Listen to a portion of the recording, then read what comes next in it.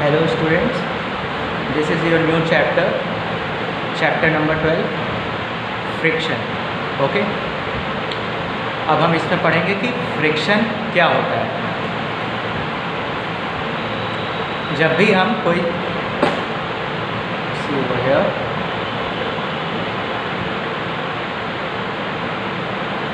इस topic friction, जब भी कोई चीज़ हम देखते हैं कि मूव कर रहा है अर्थ पे, मतलब पॉइंट ए से अगर कोई चीज़ पॉइंट बी पे जानी है, ठीक है, अगर आपको ए शॉप से बी शॉप पे जानी है तो क्या होगा, आप इस पाथ पे चल के जाओगे. कैसे चल के जाओगे? By road. ठीक है, वैसे ही आप अपने घर में वॉक करते हो. ठीक है, ट्रेन्स जो आप देखते हो चल रही हैं, ठीक है, ये सब चीज़ें वर्क करती हैं सिर्फ और सिर्फ फ्रिक्शन पे, जहाँ पे एक का मूवमेंट दूसरे के ऊपर हो रहा होता है. जैसे आप वॉक करते हो किस पे? रोड पे. ओके, शॉप ए से शॉप बी पे कैसे गए? वॉक करके गए. वॉक किस पे किया? रोड पर. ठीक है, रोड पर वॉक किया, तभी आप ए पॉइंट से बी पॉइंट तक गए. वैसे ही ट्रेन्स पटरियों पे चलती है. पटरियाँ क्या होती हैं? इसका वॉकिंग ट्रैक होता है, इसका रनिंग ट्रैक होता है. जैसे रोड हमारे चलने के लिए है, व्हीकल्स के लिए है, वैसे ट्रेन्स रेल्स जो होती हैं उस पर ट्रेन्स चलती हैं. ठीक है, रेलवे ट्रैक पे, वो उसके चलने के लिए. और वो सब कुछ जो भी मोशन में होता है, ठीक है, एक ऑब्जेक्ट दूसरे के ऑब्जेक्ट के ऊपर चल रही होती है अगर, तो उसे हम फ्रिक्शन कहते हैं. फ्रिक्शन फॉर एग्जाम्पल,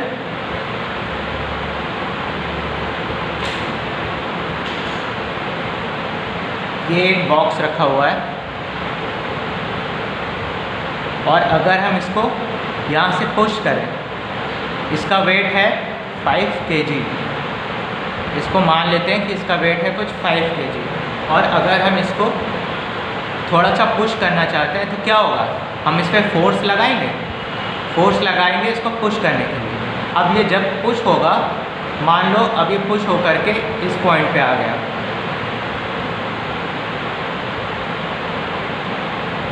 अब ये पुश होकर के इस पॉइंट पे आ गया. इतना डिस्टेंस इसने ट्रैवल की. पुश करने पे क्या हुआ, एकदम से तो ये नहीं चलेगा. एक टाइम के बाद कोई चीज़ धक्का दे रहा है, जैसे ये पेन है, इसको हमने धक्का दिया, अब जाके पुश हुआ, धक्का दिया, अब जाके पुश हुआ.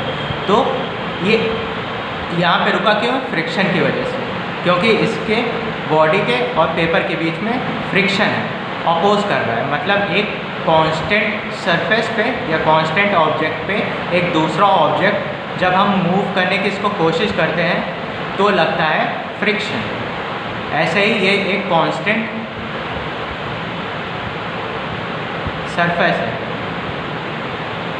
और ये एक वो ऑब्जेक्ट या सरफेस है जिसको हम मूव कराना चाहते हैं. तो ये जो इसका बॉटम का पार्ट है और जो इसका टेबल का बॉटम है, इन दोनों के बीच में फ्रिक्शन होगा. फ्रिक्शन जो कि इसको मूव नहीं करने देगा. इसीलिए हमें फोर्स लगाना पड़ता है कि उस फ्रिक्शन को ओवरकम कर सकें. फ्रिक्शन इसीलिए इतना ज़्यादा ज़रूरी है कैसे लाइफ में, वो अभी हम इस चैप्टर में आगे पढ़ेंगे. Let's see the definition of friction. The force which always opposes the motion of an object over the another object in a contact with is called friction. The force which always opposes the motion of one object over the another object in contact with it is known as friction. इस diagram में भी आपको यही block वाला example दिख रहा है. ये लोग पुश करने की कोशिश कर रहे हैं इस डब्बे को, ठीक है, इस साइड में. फ्रिक्शन क्या लगेगा? ऑपोजिट साइड में, वो भी जहाँ पे कांटेक्ट है इस सरफेस पे, इस बॉक्स का, इस पॉइंट पे, इसके बॉटम वाले पॉइंट पे ये फ्रिक्शन एक्ट करेगा opposite to the direction of force. Force is applied thiswards and the direction of friction is opposite to it. Means force applied and the direction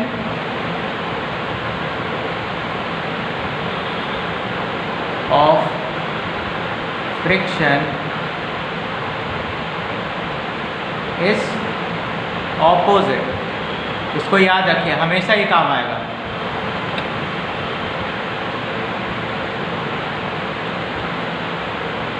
Opposite to each other. हमेशा force applied friction के direction के opposite होता है. अगर friction इस तरफ लग रहा होता और फोर्स तब इस तरफ लग रहा होता. ओके, यहाँ पे देखो, पहले ये फोर्स हम इस तरफ लगा रहे थे तो फ्रिक्शन इस तरफ लग रहा था. यह है फ्रिक्शन जो कि इस तरफ लग रहा है, फोर्स इस तरफ लग रहा है. अगर हम इस ऑब्जेक्ट को इधर से पुश कर रहे हैं तो क्या होगा, फ्रिक्शनल फोर्स जो कि इसके बॉटम सरफेस पे लगेगी वो ऑपोजिट डायरेक्शन में लगेगी, opposite to the direction of force applied. This is known as friction. Friction में बस यही ज़रूरी है जानना कि ये हमेशा ऑपोजिट डायरेक्शन में लगता है. ओके, और हम इसी को ओवरकम करने के लिए फोर्स लगाते हैं. जिस पॉइंट पे हम फ्रिक्शन को ओवरकम कर लेते हैं बॉडी मूव होना शुरू हो जाती है. क्योंकि जैसे ये पेन रखा है, ठीक है, अब हम इसको प्रेस कर रहे हैं, मूव नहीं हो रहा है. जैसे ही ये मूव हुआ मतलब हमने इसकी फ्रिक्शन को ओवरकम कर लिया और तभी ये बॉडी स्लाइड हो रही है. यहाँ पे इसलिए रुकी हुई है ये क्योंकि इसमें और पेपर के बीच में फ्रिक्शन है. इस फ्रिक्शन को ओवरकम करने के लिए ही हम फोर्स अप्लाई करते हैं. अब जाके मूव हो, इसका मतलब फ्रिक्शन इस पर ओवरकम कर लिया हमने. Now see over here, direction of force of friction. जैसे मैंने बताया ऑपोजिट डायरेक्शन में होता है. सी इसमें क्या लिखा हुआ है, the force of friction acts in the direction opposite to the direction in which an object moves.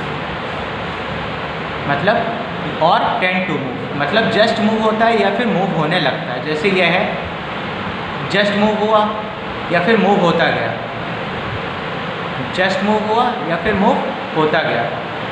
इसका मतलब यह है और टेंड टू मूव हमेशा ऑपोजिट रखता है. इस बात को आप सब ध्यान रखेंगे.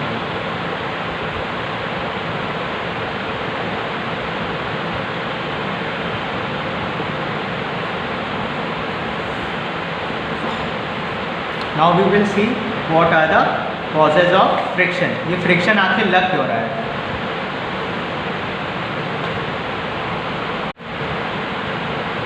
Now we will see about what are the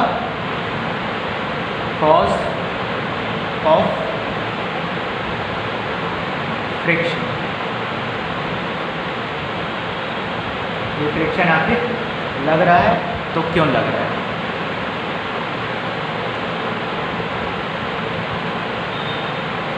friction इसलिए लगता है, फॉर एग्जांपल अगर हम ये ब्लॉक, वही ब्लॉक हम ले रहे हैं एग्जांपल में, ये एक ब्लॉक है, ओके, और ये एक जो मैंने ब्लू कलर के पेन से बनाया है ये एक टेबल है. ठीक है, तो अगर हम इसको, इस एरिया को बड़ा करें, बड़ा करके देखें तो हमें इसके बीच में कुछ इनरेगुलरिटी दिखेगी. इसके बॉटम वाली सरफेस, क्योंकि वो हमें नेक डाइस से तो स्मूथ लगती है, जैसे वुड है, ये आप वुड देख रहे हैं, नेक डाइस से आपको स्मूथ लगेगी, लेकिन आप जब इसको जूम करेंगे या मैग्नीफाई करेंगे तो इसकी सरफेस रफ होगी. और अगर हम इसे बड़ा करके देखेंगे तो इसकी सरफेस कुछ ऐसी खुरदुरी सी रफ होगी. वैसे ही टेबल, ये टेबल है, स्मूथ लग रहा है लेकिन ये स्मूथ नहीं है, ये रफ सरफेस होता है. अगर आप इसको जूम करेंगे या बड़ा करके देखेंगे तो आपको ये दिखेगा. ठीक है, अब हम यहाँ पे टेबल का सरफेस देख सकते हैं, एक टेबल है और यहाँ पर भी ऐसे पूरे टेबल में रफनेस है पूरे सरफेस पर.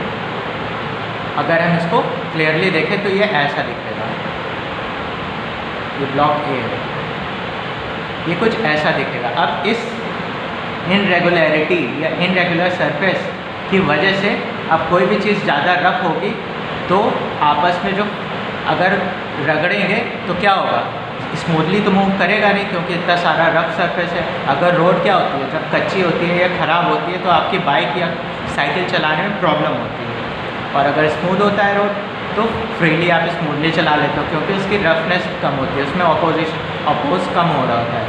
यहाँ पे यही रीज़न है जिसकी वजह से फ्रिक्शन लगता है। Friction is caused by the interlocking of irregularities. यहाँ पे ये जो इनरेगुलरिटीज़ हैं ये आपस में इंटरलॉक हो जाते हैं, कहीं ना कहीं ऐसे ऐसे इंटरलॉक हो जाते हैं, जिसकी वजह से हमें काफ़ी सारा फोर्स लगाना पड़ता है इस ब्लॉक को या किसी भी चीज़ को मूव करने के लिए। Okay, this is the reason why the friction acts on a body.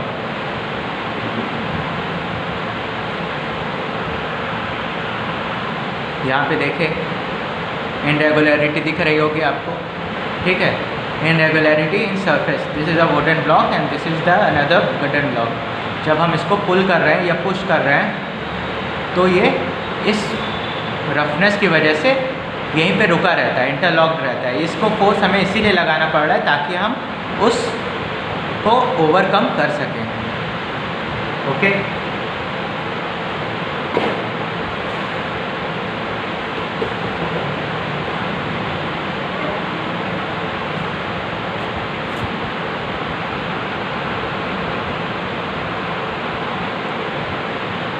देखिए यहाँ पे क्या लिखा है, friction is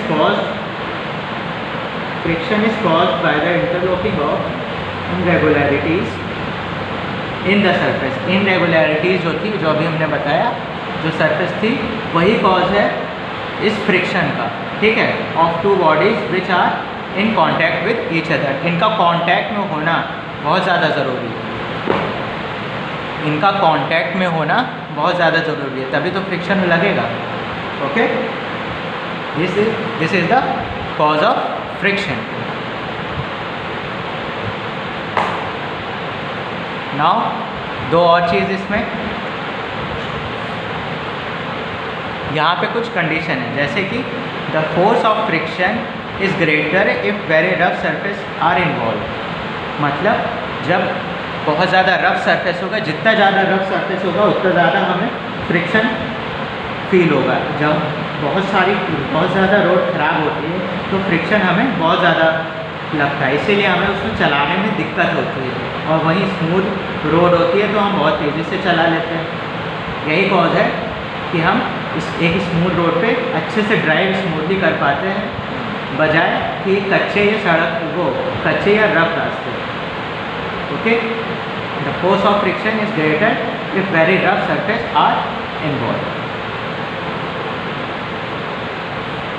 this is the cause of friction.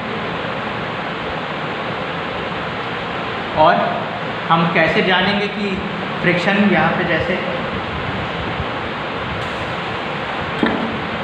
यहाँ पे जो फोर्स लगाया इस फ्रिक्शन को ओवरकम करने के लिए, कैसे जानेंगे कि ये कितना फोर्स लग तो गया, लेकिन ये 5 kg को ओवरकम करने के लिए फोर्स कितना लगा है, इसको जानने का एक तरीका होता है, वो होता है स्प्रिंग बैलेंस। स्प्रिंग बैलेंस आपने देखा होगा, कभी आपके घर में सिलेंडर आता है तो सिलेंडर वाला एक स्प्रिंग बैलेंस लेकर के आता है। ये चीज़ यहाँ पे सिलेंडर लटका देता है और उसका वेट आ जाता है। इसी से हम मेज़र करते हैं कि कितना फोर्स हमें लगा उस बॉडी को मूव कराने में, कितना फोर्स हमें लगा इस बॉडी को मूव कराने में।